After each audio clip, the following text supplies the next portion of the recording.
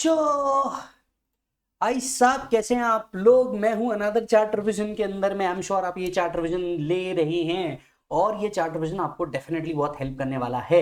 आज का जो टॉपिक है चार्ट रिवीजन का वो है इनकम टैक्स अथॉरिटीज। ये जो इनकम टैक्स अथॉरिटीज का टॉपिक है ना दोस्तों, ये पहले बहुत ज्यादा पूछा जाता था, लेकिन जब से फेसलेस असेसमेंट आया है इसको पूछना ही बंद कर दिया गया है। ठीक है, मैं हमेशा कहता हूं कि आप लोग क्या करते हो, आप में से बहुत सारे बच्चे ऐसे होते हैं जो फाइनल का क्लास 2020 में 2021 के अंदर में लिया है डायरेक्ट एक्सेस का, और वो आज एग्जाम दे रहे हैं 2022 23 24 के अंदर में एग्जाम दे रहे हैं। देखिए, डायरेक्ट टैक्स आईटीटी एक ऐसा सब्जेक्ट बन जाता है ना दोस्तों, जिसका आपको फ्रेश होना बहुत जरूरी है। 2019 के बाद जब से आपका फेसलेस असेसमेंट आया है, इस टॉपिक का जो मार्किंग है ये ऑलमोस्ट कम हो चुका है। इसीलिए आप पास्ट एग्जाम्स जितने भी देखेंगे ना, पास्ट एग्जाम्स में आपको ये दिखेगा, आपको क्वेश्चन बैंक्स के अंदर में टॉपिक दिखेगा, लेकिन आप पिछले 4 एग्जाम को अगर देखेंगे तो इस टॉपिक को बिल्कुल लगभग पूछना बंद कर दिया है because of the faceless assessment. Yes, हालांकि ये टॉपिक आज भी आपके मॉड्यूल्स के अंदर में है और पूछा जाता है। तो आइए आज डिस्कस करते हैं इनकम टैक्स अथॉरिटीज के बारे में। ये जो चार्ट है, ये चार्ट मैं असेसमेंट के टाइम पे आपको फिर एक बार रिकॉल करवाऊंगा, रिटर्न के टाइम पे एक और बार आपको रिकॉल करवाऊंगा। एज ऑफ नाउ हमें इसकी जरूरत नहीं है, बट इसको मैंने जानबूझ करके रखा है। और ये जो असेसमेंट चार्ट है, ये मेरे पूरे डीटी के एक्सपीरियंस से बन करके आया है, तो ये आपको बहुत मजा देगा। और मैं आपको गारंटी देता हूं कि आपको असेसमेंट ऐसे चुटकियों पे, उंगलियों पे याद कराऊंगा और आप बोलोगे कि मां कसम भाई साहब, फुल रिस्पेक्ट के याद करा दिया बंदे ने। यस, चलिए बात करते हैं इनकम टैक्स अथॉरिटीज की। बड़ा छोटा सा टॉपिक है। मॉड्यूल में कहां मिलता है? मॉड्यूल में सर्च जो आपका टॉपिक है उसके साथ मिलता है, राइट? इसके साथ आपको ये टॉपिक मिलता है जनरली। यस, कहां से कहां तक के सेक्शन कवर है? सेक्शन 116 से लेके 130 तक के सेक्शन कवर है। लेकिन एग्जाम पॉइंट ऑफ व्यू से कौन कौन से इंपॉर्टेंट है जो याद रखने और पूछे जा सकते हैं? लॉजिकली पूरे चैप्टर के अंदर में दो ही चीजें याद रखनी है, एक सेक्शन 116 और दूसरा है सेक्शन 119। क्या क्या बोला मैंने? दो ही सेक्शन है जो आपको याद रखनी है, एक सेक्शन है 116 और एक है 119। इस पूरे चैप्टर में लॉजिकली दो ही चीज याद रखना, बाकी कुछ याद मत रखना विद रिस्पेक्ट टू एग्जामिनेशन। सबसे पहले आता है सेक्शन 116। आपको इनकम टैक्स में आगे जाकर के बहुत सारी जगहों पे ये दिखेगा, income tax authorities, income tax authorities. तो जहां जहां पे भी इनकम टैक्स में इनकम टैक्स अथॉरिटीज लिखा है, unless otherwise specifically given, section 116 ही इनकम टैक्स अथॉरिटी होता है। ये सेक्शन क्या बताता है? हायरार्की बताता है इनकम टैक्स की, किस तरीके से हायरार्की है, कौन किसके ऊपर है, कौन किसके नीचे है, कौन सा ऑफिसर है, एटसेट्रा एटसेट्रा। तो प्रैक्टिकली डिवीजन ऑफ पावर की बात करता है। तो देखो, इनकम टैक्स अथॉरिटीज जो है ये दो पार्ट में डिवाइडेड है, एक है एनालिसिस विंग और एक है इन्वेस्टिगेशन विंग। एनालिसिस विंग का काम होता है आपकी इनकम को इवैल्यूएट करना, आपकी इश्यूज को सॉल्व करना, आपको रजिस्ट्रेशंस ग्रांट करना, आपके रजिस्ट्रेशंस निकाल लेना। वेराज इन्वेस्टिगेशन विंग का काम होता है कि आपसे टैक्स वसूलना, आपका सर्च एंड सीजर करना, आपके घर पे सर्वे करना, आपके घर पे रेड्स मारना, so on and so fourth, आपकी फॉरेन इनकम को असर्टेन करना। यस, ये सब आता है एनालिसिस विंग का काम। अब मैं आपको बताता हूं, देखिए इनकम टैक्स से सबसे ऊपर कौन होता है? सबसे ऊपर होता है दोस्त तेरा सीबीडीटी। तो भैया सबके पप्पा कौन? CBDT. Yes, central board of direct taxes which works under the department of revenue under the ministry of finance. Clear है मालिक? तो सबसे पहले होता है सीबीडीटी। सीबीडीटी के दो विंग बनते हैं, बराबर है? एक है एनालिसिस विंग और दूसरा है इन्वेस्टिगेशन विंग। एनालिसिस विंग वाले जितने भी ऑफिसर है, इनको हम सब कमिश्नर या चीफ कमिश्नर के नाम से जानते हैं, जबकि इन्वेस्टिगेशन विंग वाले जितने भी ऑफिसर है, इनको हम डायरेक्टर के नाम से जानते हैं। पोजीशन सेम, लेवल सेम, लगभग लगभग पे पैकेज भी सेम ही होता है। यस, तो हालांकि दोनों के काम और काम करने के तरीके और इंस्ट्रक्शन बिल्कुल अलग अलग होते हैं। ठीक है, तो ये एक ही लेवल वाले ऑफिसर्स होते हैं सारे के सारे। तो सबसे पहले होगा सीबीडीटी। सीबीडीटी के नीचे कौन होगा? सीसीआईटी। सीसीआईटी मतलब कौन होता है बेटा? Chief commissioner of income tax. CCIT के साथ इधर इन्वेस्टिगेशन विंग में होता है DGIT, that is director general of income tax. तो एनालिसिस विंग वालों को हम कमिश्नर कहेंगे और इन्वेस्टिगेशन विंग वालों को हम क्या कहेंगे दोस्त? डायरेक्टर कहेंगे। ये बात क्लियर हो गई तेरे को? ओके, ठीक है। तो सबसे पहले होता है सीबीडीटी, सीबीडीटी के नीचे कौन होता है? CCIT and DGIT. अब क्या होता है, जो बड़े शहर होते हैं, राइट, जिनका एरिया बहुत बड़ा होता है, वहां पे एक चीफ कमिश्नर से काम नहीं चलता या एक डायरेक्टर जनरल से भी काम नहीं चलता। तो ऐसे केस में क्या होता है, 3 से 4 कमिश्नर रखे जाते हैं, चीफ कमिश्नर रखे जाते हैं, और उनको एक हेड को बैठा दिया जाता है जिसको हम कहते हैं principal chief commissioner. Are you getting the point? तो इसी को हम कह देते हैं पीसीसीआईटी या PDGIT. Are you getting the point? Right. तो मूविंग ऑन, नेक्स्ट अथॉरिटी होती है आपकी PDGIT, principal director general of income tax या director general of income tax, principal chief commissioner of income tax या chief commissioner of income tax. Commissioner की जो नीचे वाली पोस्ट होती है उसको हम कहते हैं सीआईटी, दैट इज नेक्स्ट जो आपकी पोस्ट होती है उसको हम कहते हैं सीआईटी। और यही इन्वेस्टिगेशन विंग में वो क्या बन जाएगा? Absolutely correct, DIT. और इनके ऊपर अगर एक हेड बैठा दिया जाए तो प्रिंसिपल सीआईटी, प्रिंसिपल डीआईटी, तो ये लो ये आ गई नेक्स्ट अथॉरिटी। कमिश्नर लेवल पे एक और पोस्ट होती है दैट इज सीआईटी अपील्स। जो सीआईटी ब्रैकेट में ए लिखा है, इस पूरे चार्ट में सीआईटी अपील्स हम इसको रीड करेंगे, राइट। तो सीआईटी, डीआईटी, सीआईटी अपील, ये एक लेवल के ऑफिसर हुए। तो चलो हायरार्की बनाओ। सबसे पहले सीबीडीटी, सीबीडीटी के नीचे सीसीआईटी, डीजीआईटी, प्रिंसिपल, ठीक है। फिर CIT, DIT, CIT appeal, principal. समझ में आई बात। सीआईटी के नीचे होता है आपका जेसी, जेडी, जेसी, जेडी। अब ये जेसी क्या है? Joint commissioner. उधर क्या बन जाएगा? JD, joint director. यस। उसके नीचे कौन है? AC DC, AD DD, AC DC. AC that is assistant commissioner, DC मतलब डेप्यूटी कमिश्नर, एडी मतलब एडिशनल डायरेक्टर, डीडी मतलब deputy director. Are you getting the point? तो एसीडीसी, एडीडीडी ये आपके नेक्स्ट ऑफिसर बन जाएंगे। तो हायरार्की को वापस से लगाया हम लोगों ने। सबसे पहले CBDT, CCIT, DGIT, CIT, DIT, CIT appeal, JC, JD, AC DC, AD DD. Are you getting the point? इसके नीचे आते हैं आपके ITO that is inspector of income tax. फिर आते हैं आपके टीआरओ, टैक्स रिकवरी ऑफिसर, और उसके बाद आता है inspector of income tax, right. यहां पे आईटीओ का मतलब है इनकम टैक्स ऑफिसर, यहां पे आईटीओ का मतलब है inspector of income tax. Yes और नो? आईटीओ से कंफ्यूज मत हो जाना, यहां इनकम टैक्स ऑफिसर, यहां इंस्पेक्टर ऑफ इनकम टैक्स, दोनों अलग होते हैं। आईटीओ एक हायर पोजीशन होती है और इंस्पेक्टर ऑफ इनकम टैक्स एक लोअर पोजीशन होती है। यस। तो पूरे पोजीशन को एक और बार रिवाइज कर देते हैं, काम खत्म। सबसे पहले कौन होगा? CBDT, CCIT, DGIT, CIT, DIT, principal कहीं पे भी ऐड हो जाएगा, बात समझना। JC, JD, AC DC, ADDD, ITO, TRO, inspector of income tax. ये पूरा हायरार्की है और ये हायरार्की इस तरीके से ही चलेगा। क्या आप जानते हैं that JC, AC and ITO, हम इन्हीं को क्या कहते हैं? एओ कहते हैं। क्या आप जानते हैं असेसिंग ऑफिसर, ये 3 लेवल वाले जो पोजीशन होते हैं इन्हीं को क्या कहा जाता है? असेसिंग ऑफिसर कहा जाता है। यस और नो? 116 के बाद आता है 119। बहुत जगह पे आपने देखा होगा 119 को यूज किया जाता है। जब भी इनकम टैक्स डिपार्टमेंट के पावर को समझाना होता है ना, तो 119 को यूज किया जाता है। 119 में मेजरली 2 बातें। सबसे पहली बात, ये पावर बताता है सीबीडीटी के, तो ये आप इनकम टैक्स अथॉरिटी के पावर बताता है, या आप इसको सीबीडीटी के पावर भी बोलोगे तो भी चल जाएगा, दोनों इंटरचेंजेबली यूज किया जाता है। अब क्या बोलता है ये सेक्शन? ये सेक्शन कहता है board, here and after board का मतलब सीबीडीटी। बोर्ड क्या करेगा? कोई भी order, instruction, notification, circular issue कर सकता है। तो one of the power which is given to CBDT is they can issue any instruction, direction, order, circular, notification, वो कुछ भी इशू कर सकता है। आसान तरीके से याद रखने का मतलब, बोर्ड एनओसी इशू कर सकता है। एन का मतलब नोटिफिकेशन, सी का मतलब सर्कुलर, ओ का मतलब किसी भी तरह के ऑर्डर या इंस्ट्रक्शन, ये इशू कर सकता है। तो फर्स्ट थिंग आप याद रख सकते हो, सीबीडीटी क्या इशू करेगा? एनओसी। एन मतलब नोटिफिकेशन, ओ मतलब ऑर्डर एंड इंस्ट्रक्शन, सी मतलब सर्कुलर, ये इशू कर सकता है। हालांकि बोर्ड 2 तरीके के ऑर्डर या इंस्ट्रक्शन इशू नहीं कर सकता। ध्यान से सुनिए, सीबीडीटी किसी भी तरीके के ऑर्डर इशू कर सकता है, पर 2 तरीके के ऑर्डर इशू नहीं कर सकता। Order number 1, not empowered to issue following order.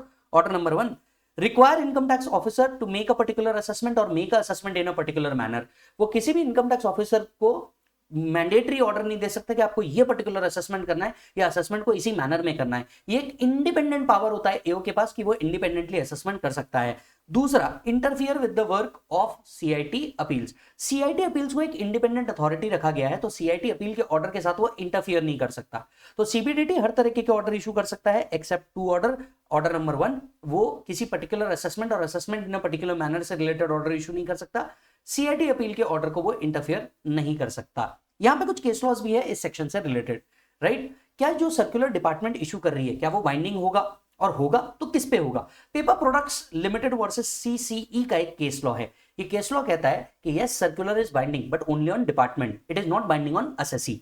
Assessee circular को यूज कर सकता है when they are beneficial for assessee, otherwise उसको सर्कुलर फॉलो करने की जरूरत नहीं है। तो circular is binding on department, circular is not binding on assessee. ये एमसीक्यू में भी पूछा जा सकता है, तो ध्यान रखना। दूसरा, राइट, सीबीडीटी के जो डिसीजन है ये कोर्ट पे बाइंडिंग होंगे या नहीं होंगे? ध्यान से सुनिएगा, कोर्ट एक एडजुडिकेशन अथॉरिटी है, राइट, वो एक एनालिसिस वाली अथॉरिटी है। तो सीबीडीटी के जो ऑर्डर्स है या डिसीजंस है वो कोर्ट पे बाइंडिंग नहीं होंगे।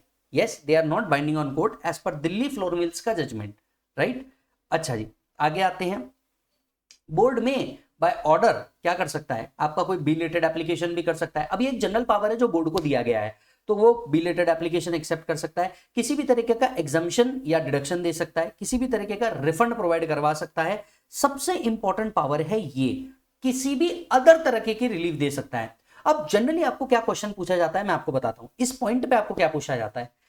एक ही फेमस क्वेश्चन है, वो आपको पूछा जाता है और मल्टीपल टाइम पूछा जाता है। और वो क्वेश्चन क्या है मैं आपको ये बता देता हूं। ये क्वेश्चन आपको आपके मॉड्यूल में भी मिल जाएगा, ये हमारे क्वेश्चन बैंक में भी मिल जाएगा। क्वेश्चन ये है कि एसएससी के ऊपर ए बी सी का इंटरेस्ट लगा है, 234 ए बी सी का इंटरेस्ट। अब मैं आपको बता दूं 234 ए बी और सी का जो इंटरेस्ट होता है ये एक मैंडेटरी इंटरेस्ट होता है, राइट। इस इंटरेस्ट को वेव ऑफ नहीं किया जा सकता, बराबर है। लेकिन सीबीडीटी अंडर सेक्शन 119 इसे वेव ऑफ कर सकती है। यहां सीबीडीटी अदर कोई भी रिलीफ दे सकती है जो यहां पे स्पेसिफिकली मेंशन नहीं भी है। तो ये जो वर्ड है ना प्रोवाइड एनी अदर रिलीफ, ये जो वर्ड है ना ये प्रोवाइड एनी अदर रिलीफ, ये पावर सीबीडीटी यूज कर सकती है एबीसी के इंटरेस्ट को हटाने के लिए भी, भले ही वो एक मैंडेटरी इंटरेस्ट है। तो अब क्वेश्चन आपको क्या पूछा जाता है, एक एसएससी है उसके ऊपर 234 एबीसी का इंटरेस्ट लगाया गया है, ये इंटरेस्ट क्या कमिश्नर वेव ऑफ कर सकता है क्या? आपका आंसर क्या होना चाहिए? फर्स्ट आंसर राइटिंग पॉइंट होना चाहिए no, the commissioner can not waive off the interest under section 234 ABC. However CBDT under section 119 have power to provide any other relief. So CBDT may issue an order to the commissioner to provide this particular relief. Are you getting the point? तो commissioner suo motu ये relief नहीं ले पाएगा, हालांकि CBDT ऐसा कोई order issue कर दे तो कमिश्नर आपको ये रिलीफ प्रोवाइड कर सकता है। बस ये क्वेश्चन पूछा जाएगा। चलो इस सेक्शन में क्या क्या याद रखना है। पॉइंट नंबर 1, बोर्ड किसी भी तरीके के एनओसी को इशू कर सकता है। एन मतलब नोटिफिकेशन, ओ मतलब ऑर्डर इंस्ट्रक्शन, सी मतलब सर्कुलर इशू कर सकता है। यस, हालांकि दो ऑर्डर इशू नहीं कर सकता, to make a particular assessment और make assessment in a particular manner. दूसरा, interfere with the order of CIT appeal. तीसरा, सीबीडीटी किसी भी अदर तरीके का रिलीफ प्रोवाइड कर सकता है। एक यही वर्ड याद रख लोगे तो ऊपर वाला ऑटोमेटिक सब आ जाएगा, तो फिर उसमें एग्जम्पशन देना, डिडक्शन देना, रिफंड देना, एटसेट्रा, एप्लीकेशन एक्सेप्ट कर लेना, बी रिलेटेड एप्लीकेशन, ये सब इसके अंदर में आ सकता है। Yes, right. चलिए, हालांकि ऐसा कोई ऑर्डर सीआईटी अपील या जेसी अपील को नहीं हो सकता, क्योंकि आप जानते हैं सीआईटी अपील के वर्क के साथ इंटरफियर नहीं किया जा सकता। क्लियर है मालिक? चलो, तो ये था 116 एंड 119, बराबर है। अब यहां पे आपको क्या दिया है, सी आपके जो क्लेम्स है उस हिसाब से अलग अलग अथॉरिटीज के पास जाते हैं केस। अब क्या आपको ये क्वांटम वाले टेबल याद करना है? The answer is no. ये रीसेंट सीबीडीटी के द्वारा कौन कौन से केस कौन कौन से लेवल तक के हैंडल किए जाएंगे वो बताया गया था। जैसे 3 करोड़ के ऊपर का जो मैटर है उससे सीबीडीटी पर्सनली हैंडल करेगा, मतलब सीसीआईटी डीजीआईटी पर्सनली हैंडल करेंगे।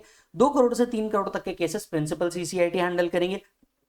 50 लाख से 2 करोड़ तक के केस सीसीआईटी हैंडल करेंगे, एंड अप टू 50 लाख तक के केस प्रिंसिपल सीआईटी और सीआईटी हैंडल कर सकते हैं। हालांकि ये जो मॉनिटरी लिमिट है ये हर साल सीबीडीटी चेंज कर सकता है और हर साल चेंज करता भी है इस मॉनिटरी लिमिट को, तो ये लिमिट को याद नहीं रखना है। यस, चलिए आते हैं सेक्शन 119 पे, बिल्कुल भी मत याद रखना, एग्जाम पॉइंट ऑफ व्यू से। Tax payer charter. अभी टैक्स पेयर चार्टर क्या है? देखिए, आपसे अगर टैक्स वसूला जा रहा है तो आपको आपके अधिकार भी बताए जाएंगे। यस और नो? निर्मला सीतारमण जी ने पहली बार इंडिया में टैक्स पेयर चार्टर को इंट्रोड्यूस किया। इस टैक्स पेयर चार्टर के तहत अगर आप किसी से कुछ पैसे लेते हैं तो उसको उसके अधिकार बताना जरूरी है। इनकम टैक्स डिपार्टमेंट ने भी एक लिस्ट बता दी कि एज अ टैक्स पेयर आपके क्या क्या अधिकार है। तो ये सेक्शन सिर्फ एक पावर देता है बोर्ड को, दैट इज सीबीडीटी को, कि वो क्या कर सकते हैं, वो एसएससी के लिए टैक्स पेयर चार्टर बना सकते हैं और समय समय पे इस पे चेंज कर सकते हैं। सिर्फ पावर वाला सेक्शन है, बाकी कुछ नहीं। द बोर्ड में adopt and declare the taxpayer charter and issue such order, instruction, direction, guidelines to other income tax authority as the case deem fit for administration of such charter. Yes और no? Not so important, दिमाग लगाने का नहीं, बढ़ो आगे। Next है change in incumbent of office. देखिए, change in incumbent of office ये सेक्शन क्या था, और ये सेक्शन को बड़े आसान शब्दों में आपको समझा दूंगा। यस, आप कहेंगे sir romancing the taxation. Section 129 क्या कहता है? Change in incumbent of office.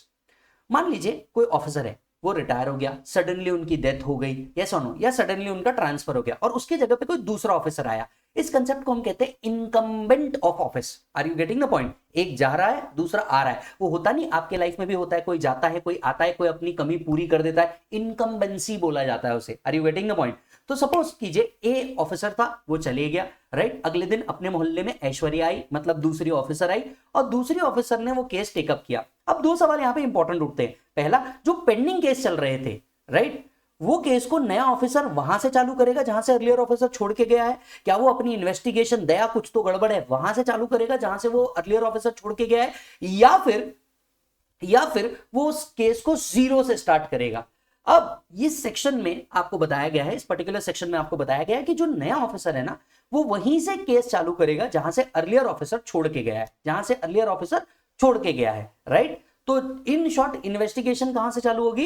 Investigation वहीं से चालू होगी जहां से अर्लियर ऑफिसर छोड़ के गया है। Point number 1। पॉइंट नंबर 2, क्या असेसी डिमांड कर सकता है कि सर आप मेरा केस जीरो से ओपन कीजिए, या वापस से रीलुक कर दीजिए, या कुछ फैक्ट्स इसमें से रीलुक कर दीजिए? देखिए, असेसी भगवान है, जैसे कंज्यूमर भगवान है, आप हमारे भगवान है, वैसे ही डिपार्टमेंट के भी भगवान है, टैक्स पेयर। तो बस इस हिसाब से असेसी के पास पावर है कि वो कुछ भी डिमांड कर सकता है। हालांकि ये एक पर्सनल कॉल होगा किसका? डिपार्टमेंट के ऑफिसर का, कि क्या वो इसको लेना चाहे या नहीं लेना चाहे। So when AO ceased to exercise jurisdiction, succeeding AO मतलब जो नया आया है वो, succeeding AO may continue the proceeding from the state at which proceeding was left। तो जिसने सबसे पहले छोड़ के गया था, जहां छोड़ के गया था वहीं से वो चालू हो जाएगा। However, assessee may demand to relook the matter from the beginning। Yes or no? Right?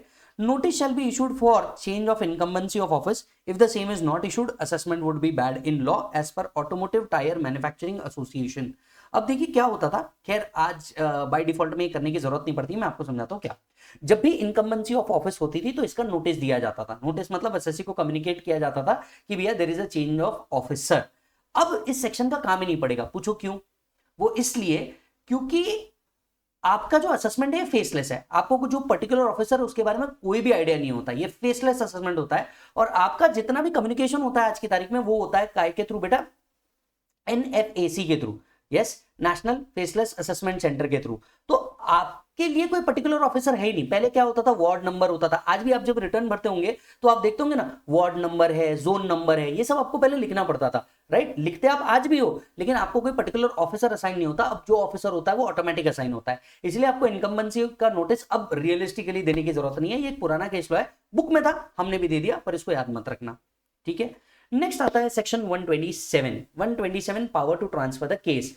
अब आई थिंक आप हेडिंग से ही समझ गए होंगे कैसी बात कर रहे हो। अब तक नहीं समझे तो समझो। Power to transfer the case, क्या एक ऑफिसर से केस दूसरे ऑफिसर के पास शिफ्ट किया जा सकता है? बॉलीवुड मूवी जैसा कोई सीन नहीं लगता? यस, कि भैया एक सिंघम टाइप का ऑफिसर है, रिश्वत नहीं ले रहा है, तो एक काम करो कि दूसरे के पास शिफ्ट कर दो, यस। या वो इनकम्पिटेंट है तो कोई दूसरे के पास शिफ्ट कर दो। रिसेंटली पुष्पा मूवी झुकेगा नहीं साला के अंदर में आप देख सकते हैं, शेखावत अगर केस सॉल्व नहीं कर पा रहा है पुष्पा का, तो किसी दूसरे ऑफिसर को लेकर के आ जाओ। तो ट्रांसफर ऑफ केस क्या इनकम टैक्स डिपार्टमेंट में भी होता होगा? ये सवाल का जवाब आपको सेक्शन 127 देगा। ये सवाल का जवाब है कि हाँ, right. Higher rank officers, that is DGIT, CCIT, CIT, DIT, AOs के ऊपर वाले जितने भी बॉस है वो केस ट्रांसफर कर सकते हैं एक AO से दूसरे AO को आफ्टर गिविंग OOBH। अब जहां जहां पे भी इस पूरे चार्ट में OOBH आएगा, इसका मतलब है अपॉर्चुनिटी ऑफ बीइंग हर्ड। ये एक प्रिंसिपल ऑफ नेचुरल जस्टिस है जो किसी को भी फाइनल डिसीजन देने से पहले सुनाना पड़ता है, चाहे वो डिपार्टमेंट का ही व्यक्ति क्यों ना हो। तो आपको OOBH देना पड़ेगा, that is opportunity of being heard देना ही पड़ेगा, राइट। तो जब भी किसी के पास से किसी दूसरे ऑफिसर के पास केस ट्रांसफर हो रहा है, reason must be recorded in writing and opportunity of being heard must be given. हालांकि सेम सिटी में ही अगर केस ट्रांसफर हो रहा है तो उसमें OOBH देने का काम नहीं है, that is opportunity of being heard देने का काम नहीं है। तो higher rank officers can transfer the case from one AO to another and OOBH and after recording the reason for the same and no OOBH if transfer is within the same city. Same city के अंदर में है तो transfer करने की जरूरत नहीं, yes, sorry OOBH देने की जरूरत नहीं। लास्ट सेक्शन पे आ जाते हैं और फिर हमारा ये पर्टिकुलर टॉपिक का चार्टर विजन कंप्लीट हो जाएगा। तो ये आता है सर सेक्शन 130। सेक्शन 130 क्या बोलता है? सेक्शन 130 फेसलेस जुरिस्डिक्शन देता है। जैसे कि आप जानते हैं जो भी सेक्शन थे यहाँ पे 120, 124, 127, 129, अब फेसलेस असेसमेंट के कारण इनके भी जो जुरिस्डिक्शन है सारे के सारे क्या हो जाएंगे? फेसलेस हो जाएंगे। और ये हो चुके हैं। सेक्शन 130 ने सिर्फ पावर दिया था, जैसे ही आपका फेसलेस असेसमेंट आया ये सारे सेक्शन उसके साथ मर्ज हो गए। और इसीलिए मैंने आपको कहा कि आपके लिए दो ही सेक्शन इस पूरे चैप्टर से रिलेवेंट बनते हैं, सेक्शन 116, 119। और मैं हमेशा कहता हूं yes, no if no but only cut to cut, जितना काम का है उतना पढ़े, अननेसेसरी पढ़ने की जरूरत नहीं है। और इसीलिए आपका ये जो डीटी चार्ट है ये मात्र 80 पेजेस में ऑलमोस्ट सारे सेक्शन कवर करेगा, लेकिन मैं तेरा भाई तेरे को जरूर बताएगा कि तेरे को क्या पढ़ना है क्या नहीं पढ़ना है। यस मालिक, चलो। तो सेक्शन 130 ने से पावर दिया है, सेंट्रल गवर्नमेंट में make a scheme, scheme already बन चुकी है, हालांकि सेक्शन के वर्ड्स वैसे ही थे। यस, क्या इसे याद रखना है? बिल्कुल मत याद रखना, अब ये ऑलरेडी एक्सरसाइज हो चुका है, तो ये सिर्फ पावर वाला चीज है, आपको बुक में दिया है, हमको भी पढ़ाना पड़ रहा है। Central government make a scheme for the purpose of exercise all or any of the power or function under section 120, 124, 127, 129। Yes, क्यों किया गया? क्यों फेसलेस असेसमेंट लाया गया? To impart greater efficiency, transparency, accountability. तीन चीज लानी थी सरकार को। एफिशिएंसी ज्यादा, मतलब ज्यादा से ज्यादा ऑफिसर काम करें, ऐसा ना हो कि सिर्फ शहर के जो ऑफिसर है वो ज्यादा बिजी हो और जो दूसरी जगह के इनकम टैक्स ऑफिसर है वो खाली रहे, उनको भी एफिशिएंसी के साथ यूज करो। ट्रांसपेरेंसी, कहीं ना कहीं विद इन द सिटी क्या हो जाता था, रिश्वत ले दे के काम हो जाता था, पर अब ऑनलाइन है तो ट्रांसपेरेंसी बहुत ज्यादा है, रिश्वत नहीं आती। और तीसरी अकाउंटेबिलिटी, देश के प्रति उनका अकाउंटेबिलिटी है कि हाँ उनको टैक्स कलेक्ट करना ही है। इससे क्या होगा? एलिमिनेट हो जाएगा इनकम टैक्स और एसएससी के बीच का इंटरफेस, एलिमिनेट हो जाएगा। मतलब आप अगर पहचान के हैं, आपसे पहचान बना करके आपको खिला पिला के कुछ काम हो सकता था, तो नहीं। इसीलिए देखिए YOY, year on year income tax grow कर रहा है, जीएसटी ग्रो कर रहा है। Optimum utilisation of resources, optimum utilisation of resources. देखिए क्या होता था, शहर के जो ऑफिसर थे वो बहुत ज्यादा ऑक्यूपाइड थे और गांव के जो इनकम टैक्स ऑफिसर्स थे टीयर 2 टीयर 3 सिटीज के अंदर में, वो इतने ज्यादा ऑक्यूपाइड थे ही नहीं। अब सभी रिसोर्सेज को प्रॉपर्ली यूज किया जाएगा, यहाँ का वर्कलोड वहां शिफ्ट किया जाएगा और ऑनलाइन क्या किया जाएगा? असेसमेंट किया जाएगा। And introducing a team based assessment. पहले एक ही ऑफिसर सारे काम करता था, अब क्या किया उन्होंने? Division of responsibilities. यस, इन्होंने कहीं ना कहीं रॉबिन्सन की बात मान ली, भैया डिवीजन ऑफ रिस्पॉन्सिबिलिटीज करना चाहिए, और इन्होंने बहुत सारे टीम बेस्ड असेसमेंट लेकर के आ गए। फेसलेस असेसमेंट में समझाऊंगा किस तरीके से डील होगा। यस, तो ऑल इन ऑल हमारा ये टॉपिक खत्म होता है, that is income tax authority, section 116 से लेके 130 तक के। लॉजिकली स्पीकिंग दो ही चीज काम की होगी, 116, 119, ये दो कर लेना, आपका काम खत्म हो जाएगा। क्लियर है मालिक? यस, तो यस मालिक, हमारा एक और टॉपिक खत्म होता है, इनकम टैक्स का chart revision for the purpose of your examination. मिलेंगे आपसे अगले चार्ट रिवीजन के अंदर में, तब तक आप अपना पूरा ख्याल रखें। और हाँ, ये चार्ट आपको ekatwamacademy.com के अंदर में मिल जाएंगे एंड आपको ये हमारे बचे हुए सेंटर पार्टनर्स से भी मिल सकते हैं। यस मालिक, तो आपको एक और बात ध्यान रखना है, अब आपको क्या करना है, मैंने क्लास के अंदर में रेगुलर और फास्ट ट्रैक के अंदर में ऑडियो रिवीजन दिया है, ऑडियो रिवीजन जाकर के देख लो। प्लस आपका जो मैंने क्वेश्चन बैंक दिया है, that is MRP, MTP, RTP और पास्ट पेपर का एक कंपाइलेशन, उसके अंदर में इसके क्वेश्चन रखे हैं। मेरे हिसाब से एक या दो ही क्वेश्चन है जो पास्ट एग्जाम से इसके अंदर में लेके आए हैं, जो रेलेवेंट है उतने पढ़ लो, काम खत्म। यस, चलो बाय बोलो बच्चों, मिलूंगा आपसे अगले चार्ट रिवीजन में।